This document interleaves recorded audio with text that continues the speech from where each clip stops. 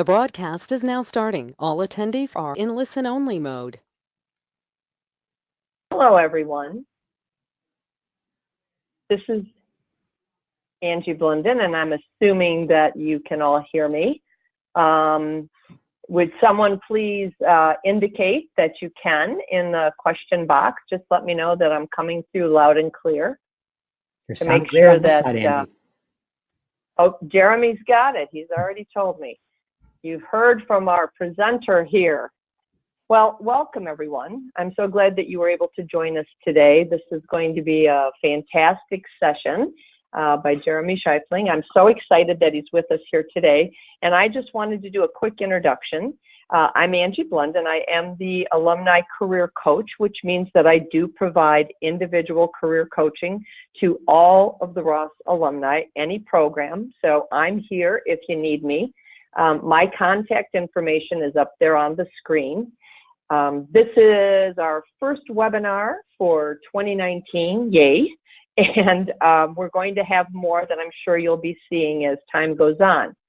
I also wanted to give some logistics. Everybody, of course, is on mute so that there's no distraction. So if you have any questions for Jeremy, please put those questions into the questions box, and he will be more than happy to answer anything that comes up at the end of the presentation. We always schedule this for a half an hour slot so that those that need to leave can leave at the end of the time frame if necessary, and they will get the entire presentation, and then we can continue on from there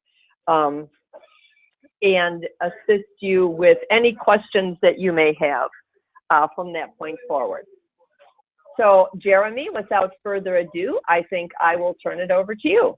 Cool. Thank you so much, Angie. I was really thrilled to have this opportunity, not just to serve fellow Wolverines, but to work with you again. For those who don't know, Angie is just a one-woman powerhouse who drives incredible opportunities for alumni across the globe. And Angie was actually saying something interesting, which is only the Ross School at Michigan has a dedicated alumni career services person for alums over the course of your entire lifetime. So know that Angie is a rare gem and definitely is someone who can support you at any stage in your career. That being said, just to give you a sense of who's on the phone here, I want to give you a little bit of my background so you know where I'm coming from. And as you can see, I actually had a somewhat non-traditional start before I came to Ross as an MBA. And that was that I was actually a kindergarten teacher, believe it or not, back in Brooklyn, New York.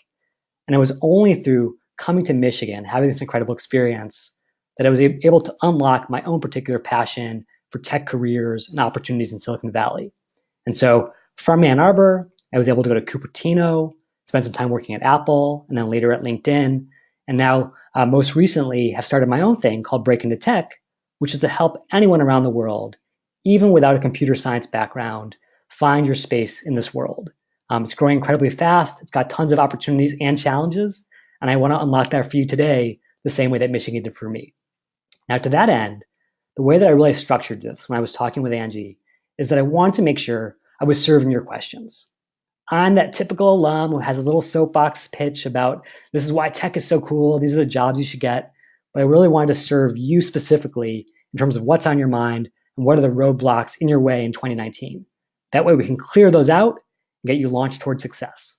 So to that end, I took sort of a little bit of a crowdsourcing approach and started to gather all those questions that you so generously shared in your registration. And the one question that stood out time and time again is, I'm a former consultant. I'm a former banker. I don't have a technical background. What jobs are open to me? Where can I apply my skills? So the way that I want to introduce you to about 10 of the most important tech roles that are open up specifically to MBAs, but generally to anyone, even without a tech background, is to use a little bit of an analogy. So if you've been following any of the tech press or even the national press in the last couple of years, you know that self-driving cars are all the rage. Google's working on them, Tesla has them on the road today, and Apple potentially may be working on them, if you believe the rumors. So to that end, I want to give you a little taste of if Apple truly is working on this project, what is it going to take, and who's going to be involved in building it, because that'll give you a sense of all the different roles that are wide open to you. So the first thing is, before Apple's going to invest, hundreds of millions, maybe even billions of dollars in this massive project, they want to make sure it's worthwhile. They're a public company, they have to serve their shareholders. So that means doing the ROI analysis ahead of time before you just dive in. And that means bringing on the business operations team.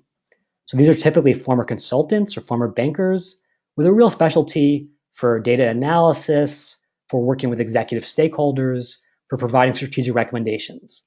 They're going to crunch the numbers and figure out, based on trends in the space, vis-a-vis self-driving, electric vehicles, what's happening in the motor vehicle market more broadly. Is there a space for Apple to come in and profitably enter? And if you've got those backgrounds, this could be a great place where you can help out. Now, once the biz ops team crunches the numbers and Tim Cook gives the green light for the project, well, now Apple has another problem, which is that, yeah, they've got a lot of great engineers and a lot of great designers, but those folks are all marinating in software all day long. Hardware, especially car hardware, is not necessarily their forte. And so if you're going to bring on the folks to actually build this out, you need an HR team to go out there onto LinkedIn and start poaching talent from Tesla, from Google, from Ford, from General Motors. And so having a really strong recruiting presence, specifically on the HR side, is a critical place that a lot of MBAs can help when it comes to sort of building out tech teams and leading tech teams. And then, even once you have some of those folks on board, you say, you know what? We got to move a little faster here. These other guys already have a 10-year head start on us. How are we ever going to catch up if we're just hiring one engineer at a time? Well, what we can do is, instead of hiring just one engineer from Tesla, why don't we buy 100 engineers? And the way that a company does that is through their corporate development function. So again, former bankers, former folks who've been in the M&A space, come in, scope out startups, and then basically buy all that talent in one fell swoop. And that really accelerates the upskilling and upscaling of that team's abilities. Once you have the team coming together, now the research function goes to work. So this is folks doing market research in the very traditional way that we all learned at Ross, all the way to user experience research. We're specifically studying, what do people love about their Tesla experience? What would they want to change about it? To figure out, what should Apple build that will be valuable and differentiated in the marketplace? And once you've got those user insights, now that classic product management function takes over. We've got a great team. We've got great ideas. How do we turn that into a plan? And that's where that whiteboard of putting together a roadmap and product specifications comes in, because you really have to have a clear vision of what you're going to build before anything gets built. But even with great product managers, nothing's going to get built until tasks are delegated. People are held accountable. And that's where their counterparts, the project managers, come in. So again, not so much focus on the overall vision and the features, but more on the day-to-day of how do we work with all these amazing engineers and designers and data scientists to actually get this thing built out. Leading daily stand-ups, making sure that everyone's delivering against timelines. And as the car starts to come together, now you got to think about stoking demand. And Apple is famous for this. You have Johnny Ive out there in some beautifully shot video talking about the state-of-the-art aluminum of the new Apple car, basically stoking all that hunger, both from Apple fans and non-fans alike. Now, there's just one little problem here. If Apple was introducing a new little gadget, maybe folks would say, you know what? I saw it on TV. Johnny talked about it. I'm ready to buy. We're talking about maybe $50,000 of investment in a totally unproven area for this company. People want to test that car, not just hear about it. Only problem is, Apple doesn't have any opportunities for you to test. Very few physical locations in the world. So maybe their business development team, often known as biz dev, goes out there and looks for partnership opportunities. And they say, hey, here's a win-win idea. Hertz is always trying to stay ahead in the rental car business, be a little bit more premium, a little bit more luxury. But they don't have access to the cool factor that Apple has. What they do have, however, is literally thousands of physical locations where people can test drive these cars. What if, in the same way that Apple did an exclusive with AT&T when they rolled out the iPhone, we do an exclusive with the Apple car for Hertz, where you can only test drive or rent the Apple car from Hertz for the first 2 years. In exchange, anyone who wants to try one out can borrow that opportunity at Hertz. Again, business development, about partnership building, not necessarily focused on sales, so much as building bridges to other organizations where there's mutual value. But let's not just focus on the B2C buyer. Let's think B2B, which is Apple's fastest growing market in some areas these days, where you say, let's not just sell one car at a time, let's sell 1,000 cars. Maybe Uber wants to buy 1,000 cars to stock up its self-driving fleet so it can compete against everyone else. Uber's not going to go to Apple.com and say, 1,000 cars, please, they got to be wined and dined. And that's the classic sales function. Who's going to go out there and build those relationships, ultimately getting them to sign on the line for a mega contract? And then finally, there's customer success. Who's going to make sure that once that contract is finalized, that there's someone to manage the project, the rollout, keep the Uber team really happy, and ultimately get them to buy 2,000 cars next year. So if you think about this entire process, yes, there are many engineers there. Yes, there are many designers, lots of folks with tech skills, but there were even more people involved on the business side, on the project management side, with the exact skills and experiences that you guys have.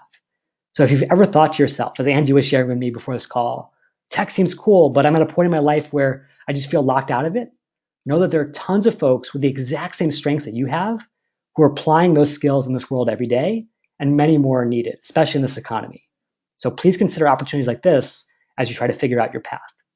Now, I'm going to go on to the next question, but just know that if you have any questions whatsoever about this or anything else you're seeing here today, ask those in the question box and I'll answer them at the end. Okay, so the next set of questions, and this is number 2 in popularity, went back to one of those specific roles that we just talked about. And of course, that's product management.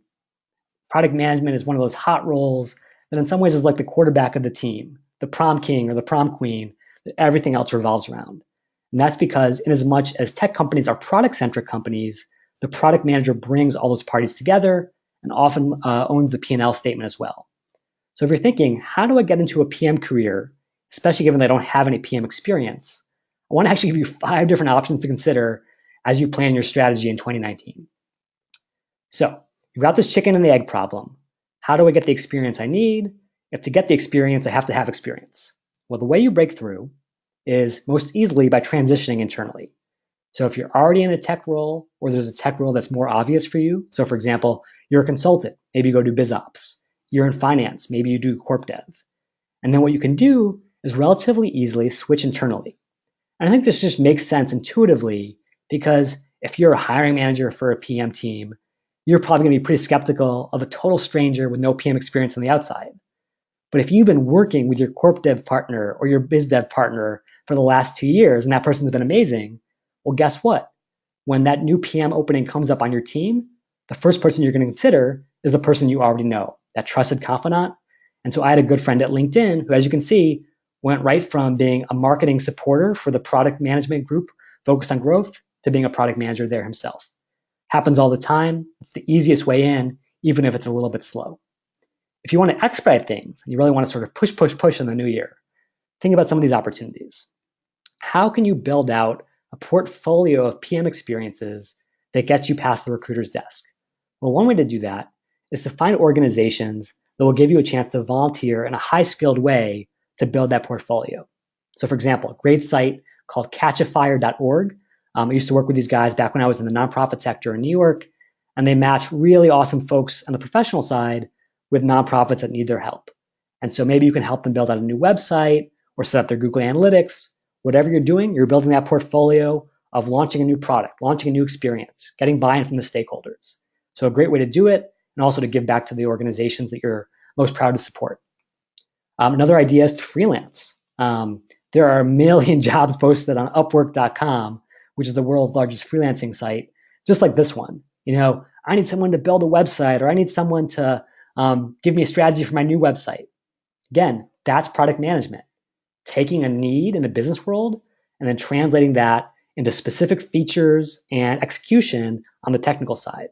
And so whether it's something where maybe you build the site on Squarespace, which is relatively easy for a non-technical person, or maybe you even subcontract some of the engineering work to other folks that you find on Upwork, you can play that role of product manager, build that portfolio of experiences that get you into the interview room. Another idea, and this is somewhat similar to the volunteering one, is if you're a hotshot, startup or big company, you're probably not going to hire someone with absolutely no PM experience to come in and be a strong product manager on day one. But there are so many tech organizations out there that can't afford those hotshots, the ones who've already been PMs at Google and Facebook and places like that. If you go to a site called AngelList, so that's angel.co, you're going to find a ton of these startups. And as you can see, they fundraise anywhere from $100,000 to $1 million, which suggests they're definitely going to need product management help, but they're not going to have resources to hire those superstars. could you go and pitch the CEO, the founder, and say, give me a chance to work on this project. I'm going to knock your socks off. So one other way in. And then lastly, I have this idea of building your own product. Instead of doing it for someone else, whether it's a nonprofit or a startup, could you actually put together your own portfolio of work that you're passionate about directly?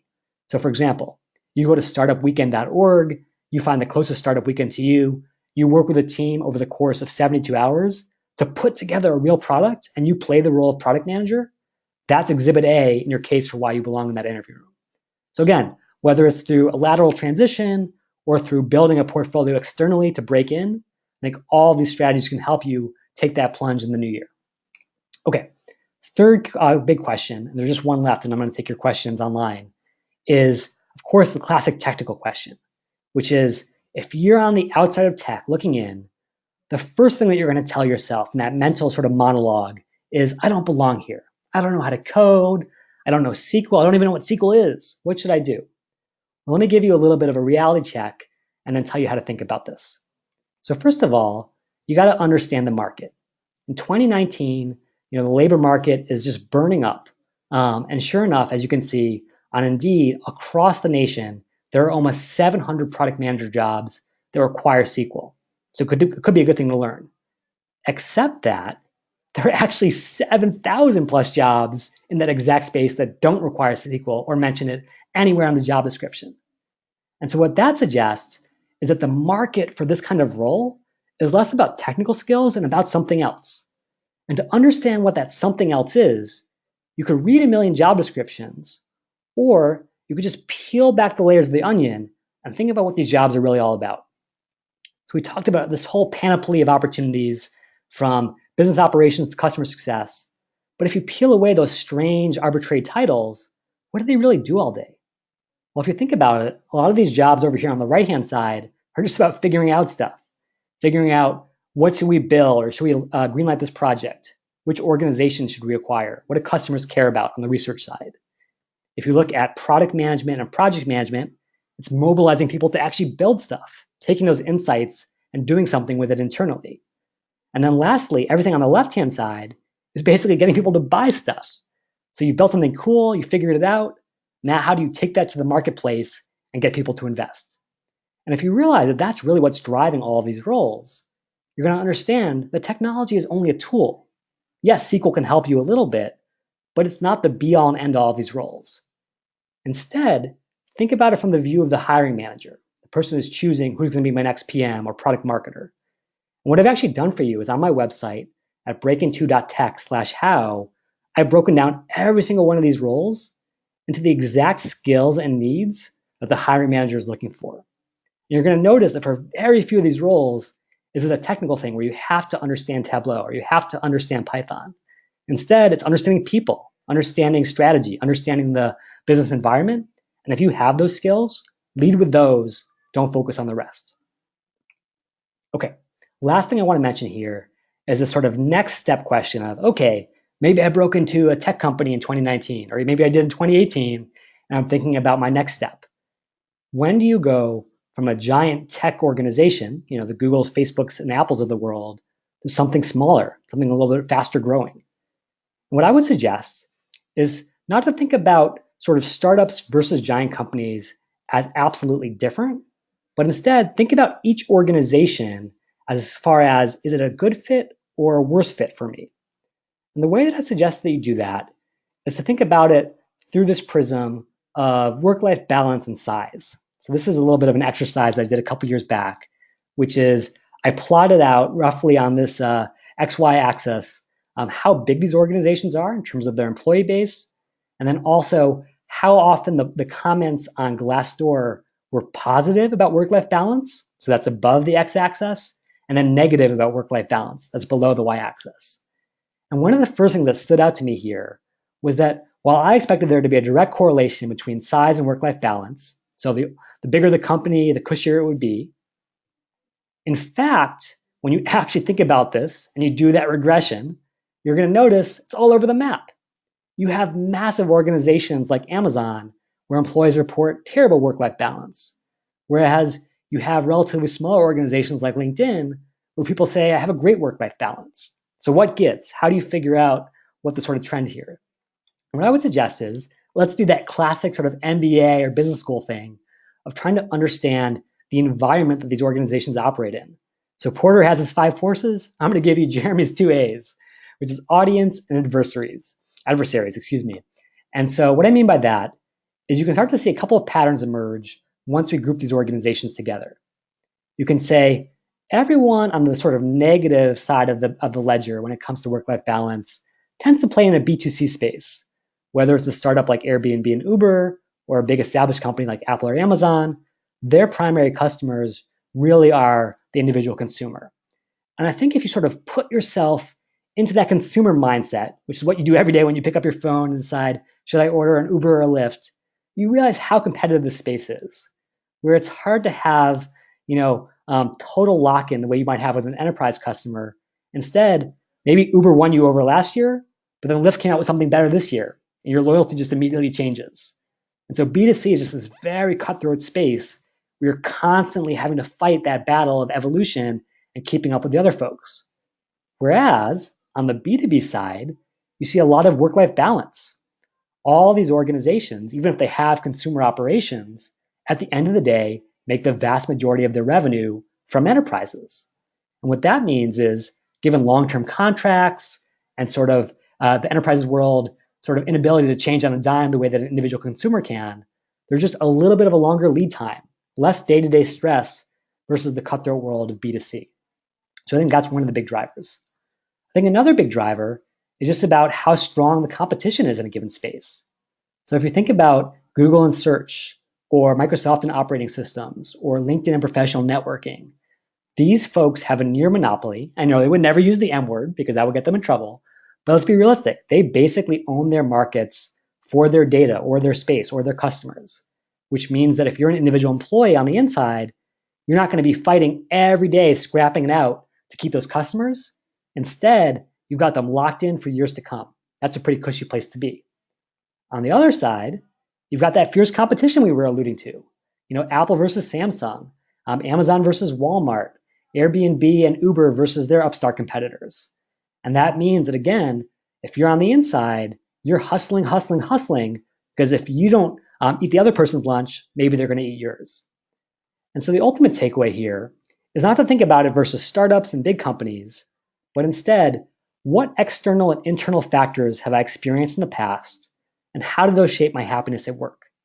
So if you think about your past jobs, and you think about who your audience was or how competitive the market was, think about how that actually correlated to your happiness. Did you love serving a B2C audience? Or did you love playing in a space that was sort of more protected and where you didn't have to fight that battle every single day? And then on the inside, were you part of that classic massive company team, or those 2 pizza teams that Jeff Bezos talks about, where it's a relatively small group of people trying to change the world? Also, how important was work-life balance to you? Was it critical that you had time to spend with your family and obligations outside the office, or did you love burning the midnight oil? Because I think if you can figure out some of these questions, you can start to map out yourself against these companies and say, you know what? This is where I belong vis-a-vis these factors. That's where I should focus versus just big companies or startups. So that being said, I'm definitely a former kindergarten teacher, but I'm a wannabe game show host. One of the things that I've always admired, even as a kid, was folks like Bob Barker going out there and saying, hey, here's your parting gift. So I can't leave you guys today without also sharing a couple little goodies here. I know I've covered a lot pretty quickly, but if you want to go more into depth on basically everything we discussed, so here's what all these different jobs look like. Here's sort of an insider's view of every single one of the hot companies that was listed on that previous slide. And then here are the right tactics for your resume, your LinkedIn profile, your interview techniques that will help you break into tech in 2019. That's all for you, and it's all free at that website.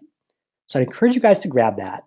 And now I would love to answer any questions you might have. So feel free to chat those in via the question feature, and I will take those one by one. While we wait for those questions to come in, question for you, Angie. Are there typical questions that I've not covered yet that you hear from other alumni? No, Jeremy, I have to tell you, boy, that was really, you're so knowledgeable and informative. I love the way you put all that together. And the beauty is this was being recorded so that people can refer to it. I think you hit most of the questions that I hear all the time about people trying to break into that market. I love the suggestions about trying to do it internally first in some of those roles before you make the leap, so you have that on your resume, the volunteer work.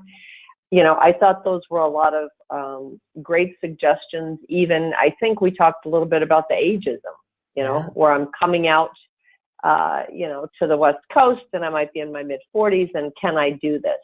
And I think with a lot of the strategies you discussed here today, you kind of show the way that's possible.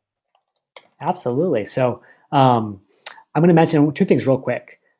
Troy just mentioned in the question section, do you want people to mention opportunities? It's funny. I actually did a presentation for USC the other day that I was telling Angie about. And what was really amazing were all these Trojans from across the world just started like saying, hey, I have some connections for you. I have opportunities. So I know the Wolverines are even more all over that. If you're hiring or you have specific ideas for folks, please feel free to post that in. So I'm going to just say this out loud. I don't know if everyone can see on their side, but Troy Wallenslegel, that's Wallenslegel, says that Splunk, one of these unicorn organizations that you may have heard of, so again, $1 billion or more in valuation, is hiring a ton, both in the Bay Area and Seattle, as you might expect, but also remotely. And especially as the Bay Area and Seattle gets super expensive, more and more companies are saying, hey, why are we just paying all this money to subsidize the landlords? We should just hire people all around the world where the cost of living is cheaper. So if you're looking for opportunities in those two cities or anywhere, frankly, check out Troy and check out Splunk, because those are amazing opportunities. Thank you so much, Troy. While the other questions come in, I'm going to answer that point about ageism, Angie, because it's definitely real. There was a kind of sign of the times story that came out in the tech world, I think 2 years ago it was, where men in their 40s, I believe, or maybe even their 30s, were getting some kind of like injections in their calf muscles to make it look like they were actually in their 20s or something like that. They were buffer and more in shape, because everyone here likes to cycle all the time. So I do think that's real. And there's a perception that, oh, you know, if you're not a 21-year-old Zuckerberg type, you're too late.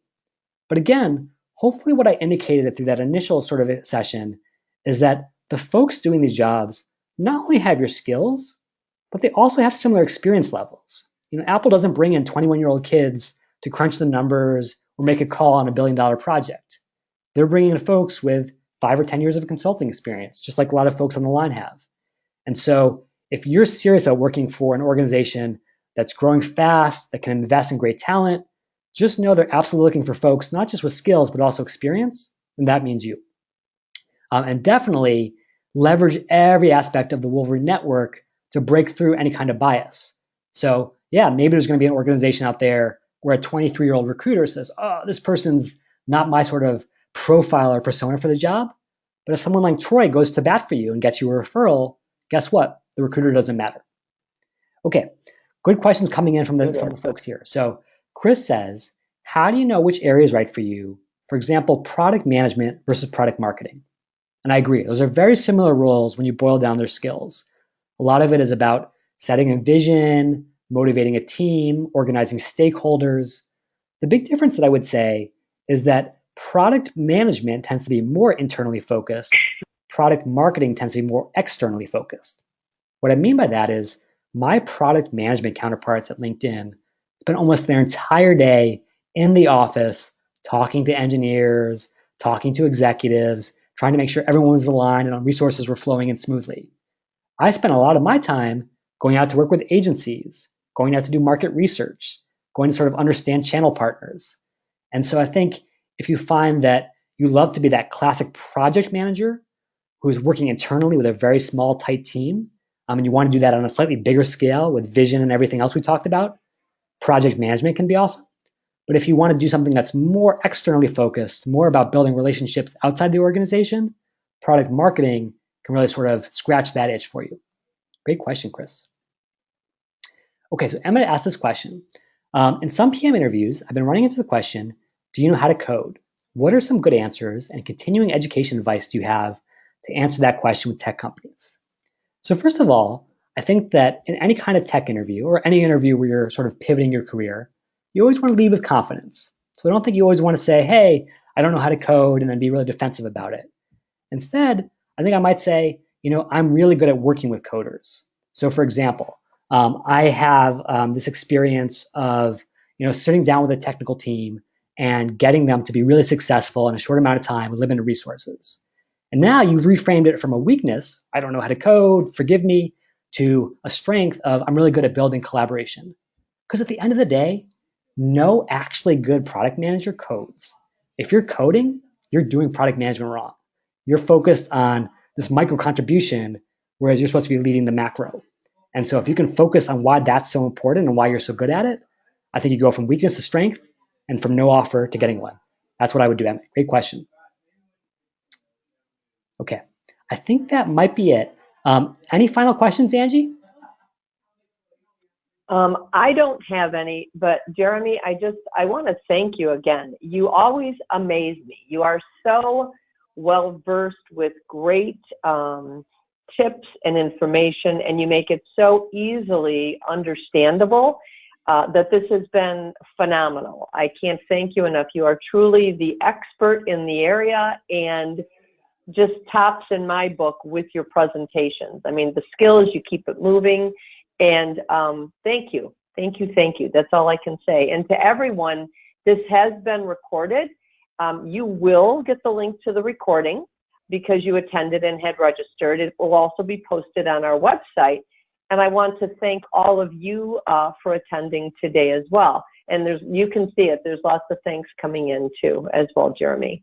So thank you. Wonderful. Thank you all. I wish you an amazing start to the new year. And always, always in any year, go blue. Go blue.